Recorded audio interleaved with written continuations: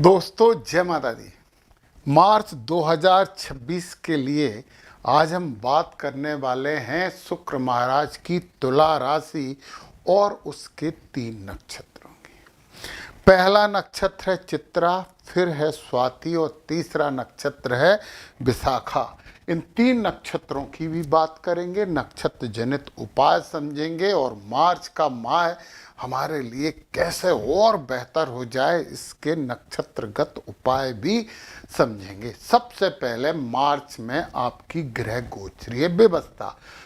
सबसे पहली बात जो निगाह टिकती है वो गुरु महाराज नवे भाव में बैठे हैं। बड़े धर्म कर्म का विचार आपके रहेंगे और यहाँ जब गुरु बैठते हैं तो मान सम्मान दिलाते हैं और उच्च पद भी दिलवाते हैं। तो ये बधाई हो, 11 तारीख से मार्गी होके आपके लिए बहुत अच्छा करने वाले हैं। तो गुरु महाराज का आशीर्वाद मिल रहा है। केतु यहाँ पे आपके इच्छा पूर्ति वाले भाव में बैठे हुए, परमानेंट बैठे बहुत दिनों के लिए। तो केतु इच्छा पूर्ति करवाएंगे, परंतु सामाजिक संबंध बनाए रखना।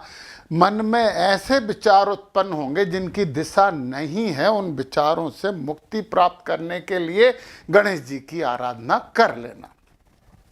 अब आ जाए आपके 5वें घर में। संतान का घर है, बुद्धि का घर है, आनंद का घर है और तो और शेयर मार्केट वगैरह का, इनोवेशन का घर भी है।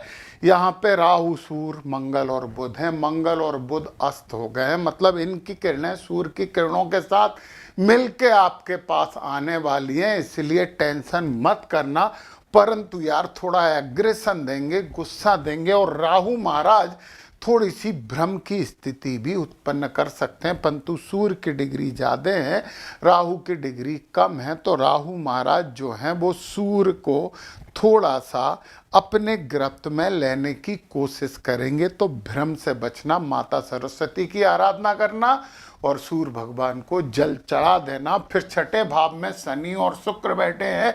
शुक्र उच्च के हैं इसलिए बहुत टेंशन नहीं है, परंतु यहाँ बैठे शुक्र बुद्धि तो थोड़ी खराब करते ही हैं। शनि शत्रुनाशी बनाते हैं, परंतु हड्डियों से संबंधित बीमारियों से आपको बचना चाहिए। दृष्टि की बात कर लें तो शनि की 1, 2, 3 अष्टम भाव पे कुछ इनोवेशन कर लीजिए, कुछ अलर्ट हो जाओ। 8वें भाव से सावधानी बरतना है, परंतु यदि आप रिसर्च में जुट जाए, कुछ इनोवेशन में जुड़ जाएं और तो और एस्ट्रोलॉजी में बिजी हो जाएं तो शनि महाराज आपके लिए अच्छे फल देने वाले हैं। ये बार भी विदेश से आपको जोड़ना चाह रहे हैं तो जुड़ जाइए। और फिर इसके बाद 8, 9, 10 यहाँ पराक्रम पे है, आलसीपन मत करना, तो शनि महाराज पूरे फल देंगे।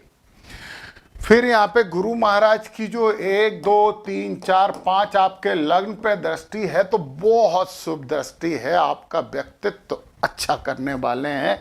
फिर 7वीं दृष्टि पराक्रम पे यहाँ पे शनि की भी, तो शनि की दृष्टि को गुरु महाराज संभालने के लिए आ गए।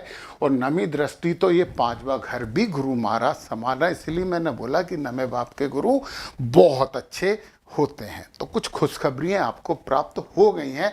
चलिए अब यदि आपका चित्रा नक्षत्र, तीनों नक्षत्रों की बात करूंगा, यदि आपका चित्रा नक्षत्र है तो नव तारा चक्र के आधार पे आपको क्या रेमेडी करनी चाहिए वो बताऊंगा। यदि नवतारा चक्र और बहुत से चक्र पूरे आपको समझने हैं तो नीचे डिस्क्रिप्शन में लिंक है, मेरे ऐप पे जाके अपना ज्ञान बढ़ा सकते हैं।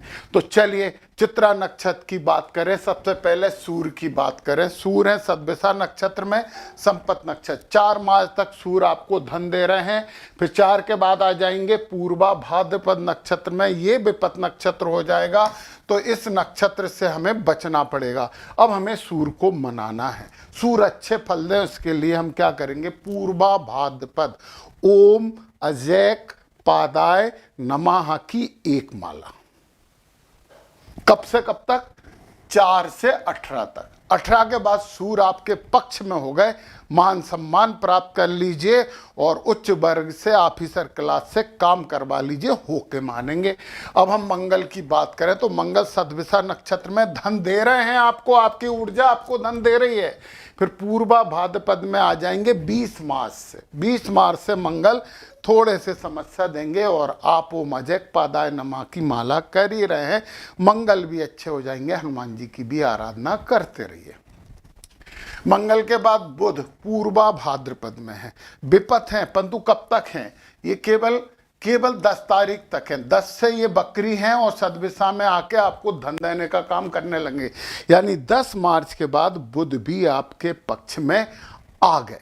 टेंशन खत्म। अभी आपको केवल एक माला करनी है, वो मजेक पादाय नमा की 2 कर सकते हो तो और अच्छी बात है, क्योंकि बुध मंगल और सूर्य तीनों को आपके पक्ष में कर रहे हैं। चलिए, एक माला की बात हो गई। अब गुरु पुनर्वसु नक्षत्र में है, पुनर्वसु विपत नक्षत्र में। दूसरी माला ओम आदित्य नमः। देवी अदिति का मंत्र है, सूर्य का नहीं है। आदित्य मत बोलना, ओम आदित्य नमः इस मंत्र का जाप करिए। गुरु महाराज आपको वैसे भी बहुत अच्छी जगह बैठे हैं, ओम आदित्य नमः का जाप आपको करना चाहिए। 2 मालाएं हो गई हैं आपकी। मार्गी होकर तो अच्छा करेंगे। शुक्र उत्तराभाद्र में है, आपके लिए पक्ष में है।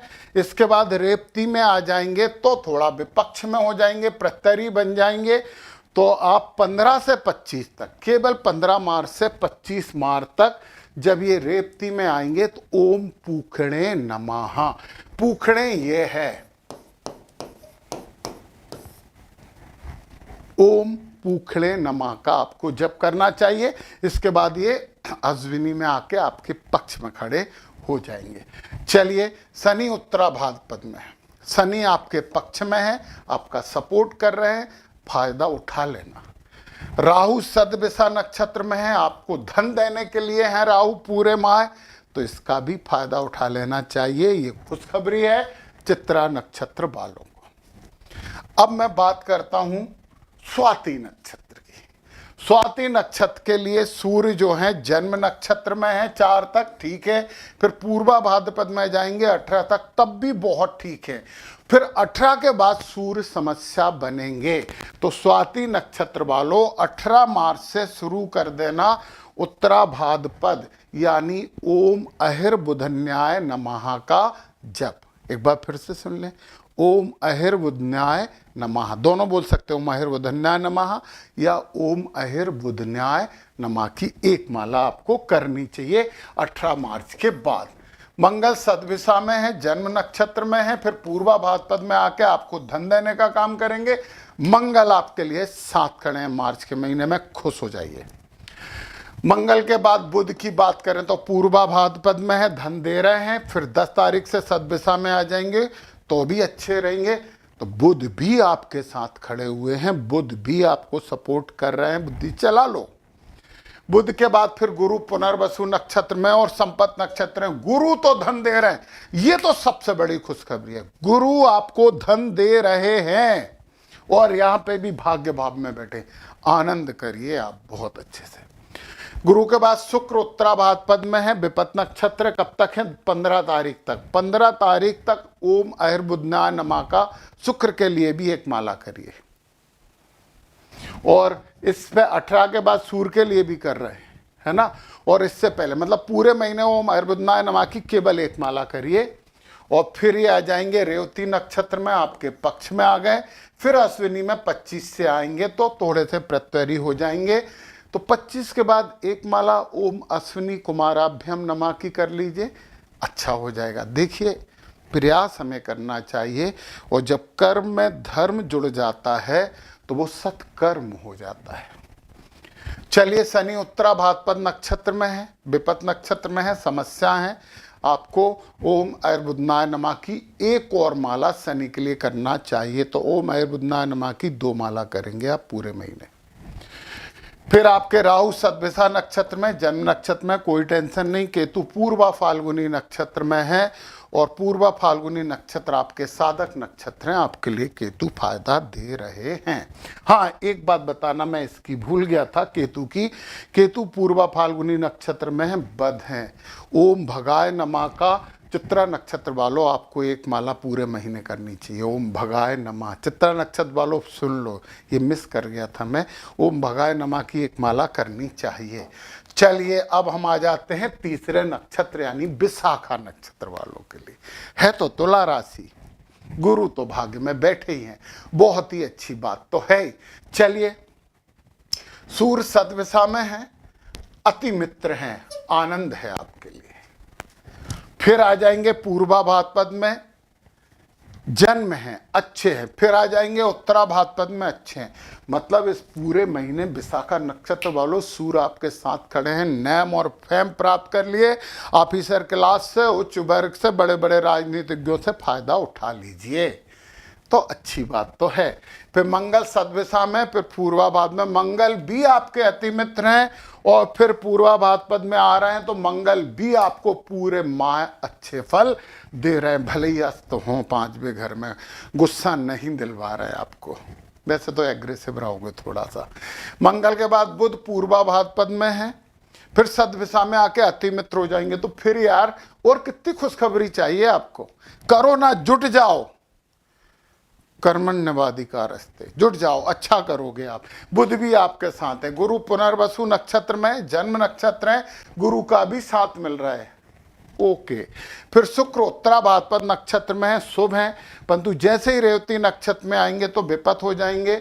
ओम पूखणे नमा की एक माला शुरू कर दीजिए। कब से कब तक? 15 से 25 तक। 25 के बाद फिर ये आपके छेम नक्षत्र में अश्विनी में आ जाएंगे, तो आपके लिए आनंद है। मैं जो माला की बोल रहा हूं उसे नोट कर लेना, कंफ्यूज मत होना।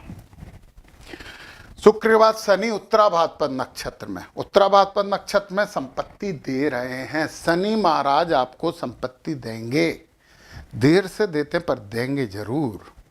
तो शनि आपके पक्ष में है। फिर राहु सदविषा नक्षत्र में है, आपके अति मित्र हैं। तो राहु भी आईटी वगैरह, इंटरनेट वगैरह और इंफॉर्मेशन टेक्नोलॉजी और शेयर मार्केट सब में बहुत ज़्यादा दे रहे हैं। राहु महाराज तो आपके साथ खड़े हैं। केतु है पूर्वा फाल्गुनी में, और पूर्वा फाल्गुनी में केतु प्रत्यरी बढ़ रहे हैं। तो दूसरी माला आपको करनी है ओम भगाय नमः। आनंद ही आनंद है और अच्छा समय है। इस अच्छे समय का सदुपयोग कीजिए तो बहुत अच्छा होगा। जय माता दी।